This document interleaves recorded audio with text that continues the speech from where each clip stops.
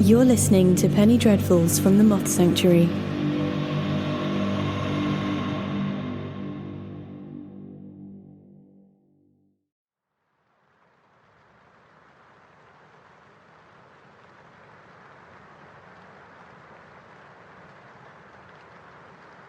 From the first moment the rain began, Fergus knew it was going to be a difficult night.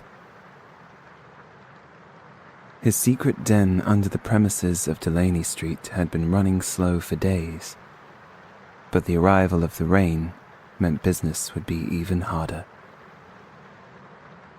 He had grown to expect it, one of England's most enduring constants. There was a time he would have been grateful for it, as it had brought him a lucrative, if not prosperous, trade, as it did for all men of his profession. Rain inspired melancholy in the hearts of men. Wherever there was misery, poverty, and pain, the opium pushers had a home. And nowhere was more ripe for his wares than the cities of England. But now that golden age was coming to an end. Members of his trade were being shut down everywhere. The product was now being outlawed, and the fire that stoked those laws would be happy to burn him too. One by one he noticed that customers were no longer willing to attend for fear of raids, and now, in the twilight of his life when he should have been content, fat and happy, Fergus was facing ruin. He opened the door, looked up at the blackened clouds and whispered curses. Raindrops bounced off his nearly hairless head.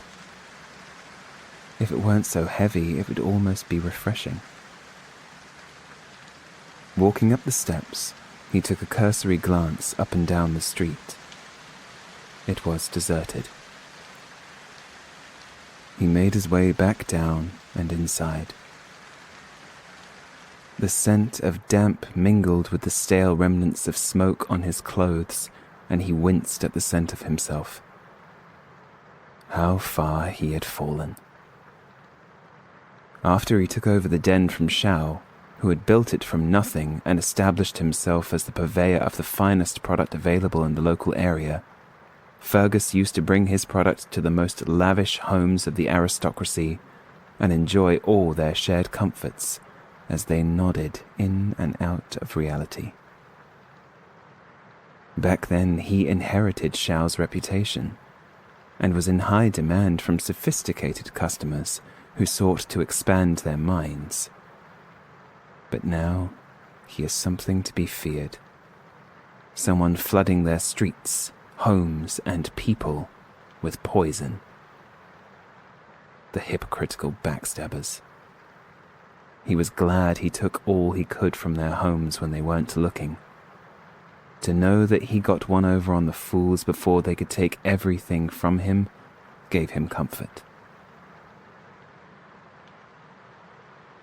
The hours passed by with nothing but the noise of the weather for company. He was just contemplating closing when Fergus heard the door open. The rain became a bell-clear clattering against the steps outside for a moment before the door closed again. He looked up and saw a hooded figure, draped in a long riding cloak, carrying a large bag. The figure moved through the small, narrow den with purpose, as if familiar with the place, dripping rainwater from their drenched clothes onto the parched floorboards as they went. They headed past the rows of bunk beds and into a chamber at the very back of the room, where they sat down on the floor, leaving only their boots visible to Fergus through the passageway.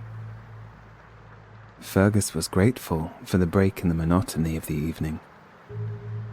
Moving swiftly, he snuffed out some of the extra lights he had put on earlier to help with his own failing eyesight, and returned his den to its usual dim ambience. Low light was best. No way for other customers to see what was going on. The surest way to stay anonymous. A wicked smile licked the corners of his lips. A lone customer was a vulnerable one.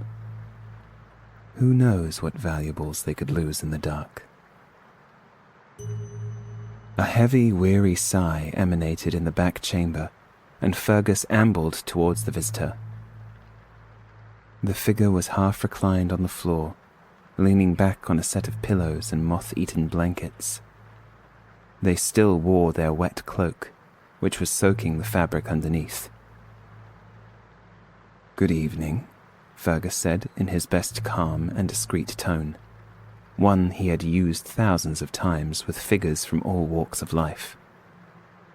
In here everyone was the same. No need to treat this one any differently. "How may I serve you this evening?" "You have product?" they asked. Fergus was surprised to hear the voice of a woman coming from within the folds of the hood. A whisper of the wicked grin appeared again, and he nodded with a little bow. "Of course. Do you require any apparatus?" The figure shifted, rummaged in the bag they had brought, and withdrew a cylindrical leather pouch. Unfastening it, Fergus saw a long pipe that curved elegantly at the bottom and was beautifully decorated in ornate flowers. She used the tip to tap the heating lamp next to her that he'd already lit earlier that evening. His eyes widened at the sight of the pipe. He hadn't seen craftsmanship of such quality since he had sold the former owner's own pipe, which was brought with him from China. Fergus has never seen a pipe like it made anywhere in England, which to Fergus meant she must have stolen it. So it was only right that he should steal it back. Even as these thoughts raced through his mind, he still kept his composure outwardly. "I must ask for payment in advance," he informed her, "in case you're too incapacitated or found you've forgotten your purse later." The woman shifted again and fumbled in the folds of her cloak. Her divoted and scratched hand emerged a few seconds later with a great handful of coins, which she placed on the floor beside her. "The extra is for if you get it quickly," she said, impatiently. It wasn't the impatience of a foul mood, Fergus thought, having heard all manner of curt, rude, and incoherent types who entered his establishment on occasion. This seemed more like the urgency of discomfort, maybe even pain, which would ultimately go to his advantage. He had heard the same tones from those who were on the verge of withdrawal, irritability on the border of pleading. He liked it when he heard that sound. That was when he could increase his prices without resistance. A lone customer may be a vulnerable one, but a weakened one guaranteed that the pipe and however many other coins this lady had inside that great cloak would be his before the evening was through. He bowed again in acquiescence and disappeared to gather her request. He laid everything out on a silver tray in his typical fashion, then listened to the rain. It was still pounding away. Satisfied he would unlikely see anyone else for the rest of the night, he picked up his folding knife and slipped it into his pocket. He brought the tray back through to his guest. As he passed through the passage, he stopped and drew in a sharp breath. For a second, and only a second, he felt as if there was someone in the chamber with them. Though it was small, the room's shadowy corners were so dark that you couldn't see into them, and it felt as though someone was watching him from there. The feeling passed as quickly as it came. He refocused his attention on his guest, who had lowered her hood. A thatch of damp blonde hair framed her drawn, sinewy face. Either she was strong despite her regular habit, or the product was only just beginning to take the vitality from her. Not enough to waste away the muscle just yet. Either way, there was a very obvious physical strength to her. Ultimately, it wouldn't matter. As far as Fergus was concerned, opium was a pacifier, and the great and the small were equally helpless when in a nod. Her eyes were a vivid pale blue, which shimmered with crystalline clarity in the rare moments where she raised her gaze long enough for him to see them. They were striking, even in the sickly candlelight. He laid the small tray on the table before her. She placed her pipe down on it too. "Allow me," Fergus said quietly, trying to play the generous host. "Lean back and relax. You look tired and uncomfortable." As dishonest as the man was, this last part was entirely true. The woman seemed drawn and mentally drained. Her eyelids were heavy and the gaze was always inwards, wrestling with something internal. "Thank you," the woman replied. She sat back with a sigh. "Do you have a name?" she asked. The old man kept his expression neutral. He replied with a glib, "I do." The woman, realizing that nothing else would follow, allowed herself a small smile of amusement. Her teeth had started to show the telltale signs of the opium eaters.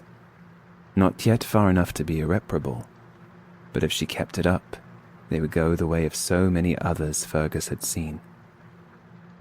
Regardless, it was not a nice smile.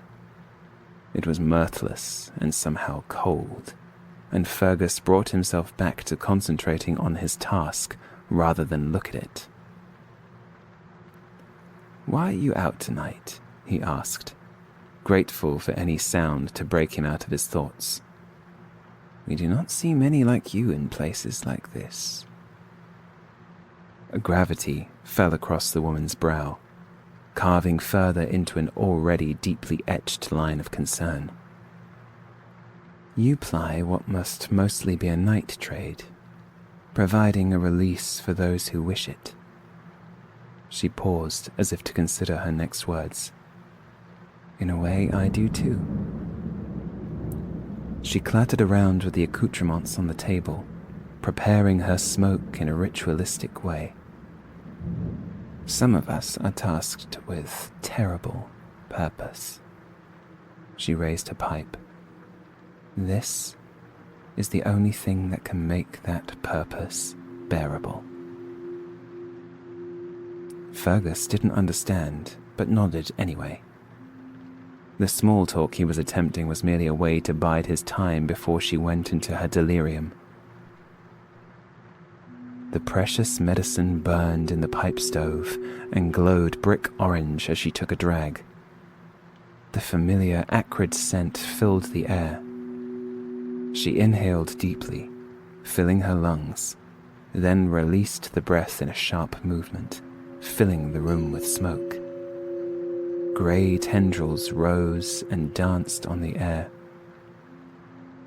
Fergus gave a start as, for a split second, a plume of smoke coiled into the shape of a face just above where the woman was sitting. It wasn't that it formed a shape like a face, but instead it stopped and moved around the shape, as if it were blocked by someone that Fergus couldn't see. The woman didn't look up at him.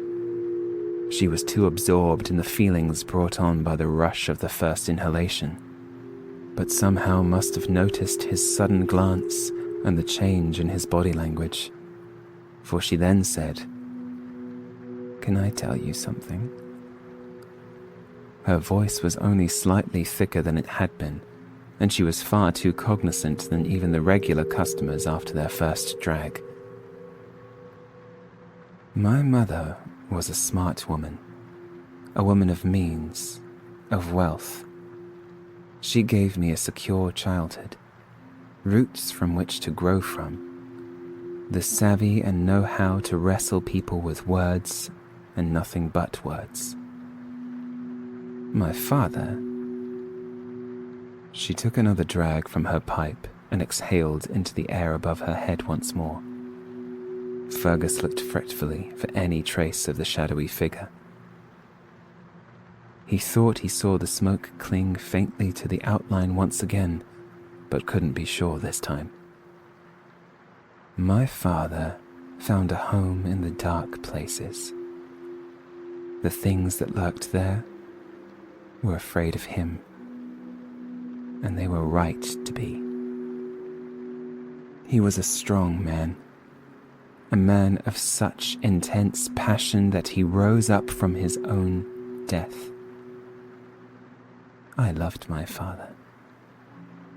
It was he who gave me a great gift, a burden, a knowledge and responsibility, the weight of which I fear will only be known to himself and I.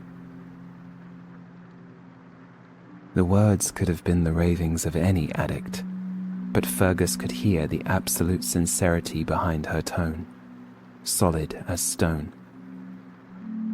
My discomfort comes from existing between two worlds, between civility and oblivion, darkness and light, the seen and unseen. Another puff at the pipe. The smoke was thickening in the room, and with each exhale, a little more of the man, and Fergus could now clearly see that it was a man, became clear. He stuttered a few sounds, barely able to believe what he was seeing. "I carry the dead," the woman said. "That is my terrible purpose.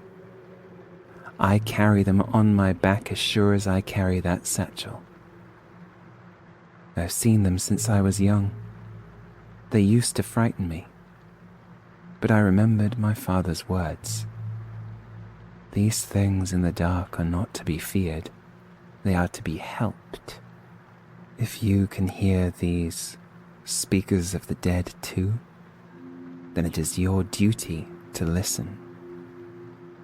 And so wherever I am, when they find me, they cling to me. I can let go of them whenever, wherever, but I don't, because I am responsible for them, just like my father was in his own way. I must find a place to leave them where they won't harass or be harassed by anyone again. The woman should have been in a deep reverie now, but if anything, she actually seemed more animated than when she came in. The weight of carrying them is almost too much. I can't bring them home to my daughter and her father, but I can't stop them clinging to me. They walk beside me, behind me, sometimes on my back. Can you imagine what that feels like? To have someone's whole being in your hands, to feel it crushing down upon you.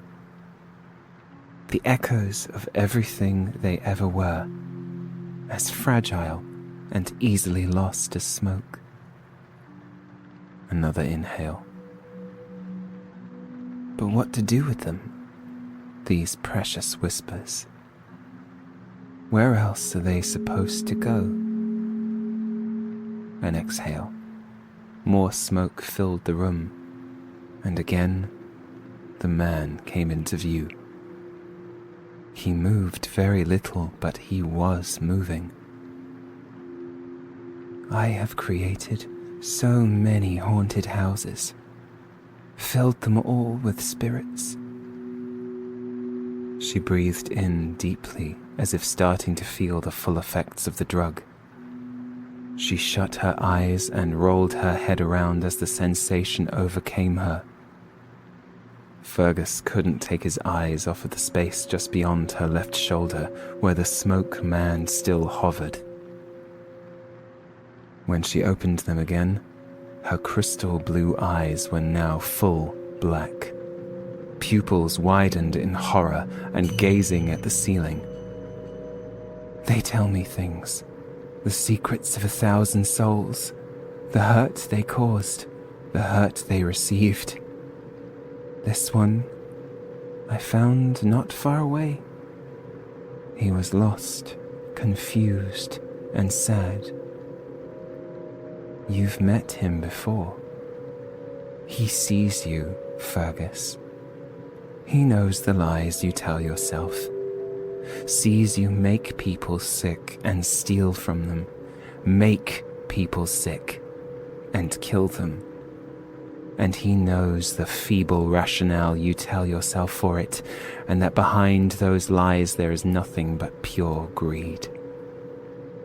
This place was his once. You took it from him. You killed him and claimed everything that was his for your own. In all ways, you are a merchant of misery." Fergus pleaded with her to stop. The smoke man in the corner was more real now. There was no mistaking it for an illusion. "He knows you are a bad man, Fergus, and he is yours now." Fergus backed away as the man became all but solid before him, and he looked in horror into the eyes of his old friend. He kicked, trying to flee, but simply ended up toppling the silver tray, to which the woman barely reacted. Fergus reached into his pocket hoping to draw his knife, but couldn't free it. Even if he could, there was no telling what it would do to the spectre walking towards him. He cowered into a corner, begging, pleading for it not to come closer. He threw his arms in front of his eyes before he fell into a faint. The woman watched the ghost stand beside the prone body of the peddler, unmoved and unmoving. She knew that the ghost would still be in the same place when the man came to. That every morning from now on, when the man woke, wherever he went or whenever he rested, the ghost of the old owner would be there, shackled to him. She usually didn't like to leave a spirit like this. She certainly would never dream of inflicting her burden of carrying the dead with anyone normally.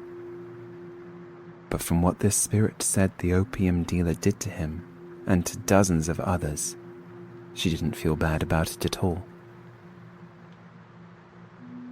He would have tried to kill her too. So let him live with the reminder of his guilt for the rest of his days. Her head started to clear. The opium lubricated the way for the dead to leave her, but the effort of doing so burned off any effects of the drug. She packed her things back in her bag, brought her sodden form back to her feet with a grunt of effort, and stepped out of the little back room. Making her way behind Fergus's counter, she helped herself to a generous quantity of his stock for later use when the headaches started, along with a tea urn and the coins she had given to him earlier, which were probably the only money in the premises at all.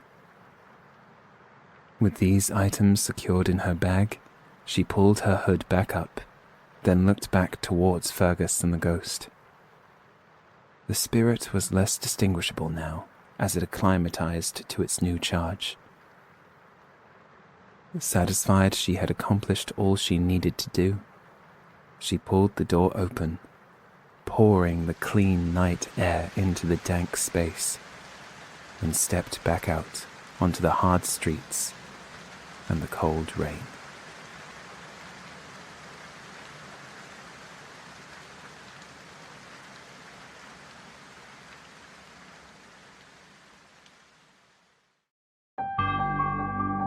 This story was written and read by Andrew Bate, with music also by Andrew Bate. Penny Dreadfuls from the Moth Sanctuary is an audiobook series by Moth Sanctuary Productions. You can subscribe to the series on Spotify, Apple Podcasts, Podbean, and YouTube. Follow Moth Sanctuary Productions on Twitter, Instagram, and Facebook. Or for more dark delights, visit mothsanctuaryproductions.com.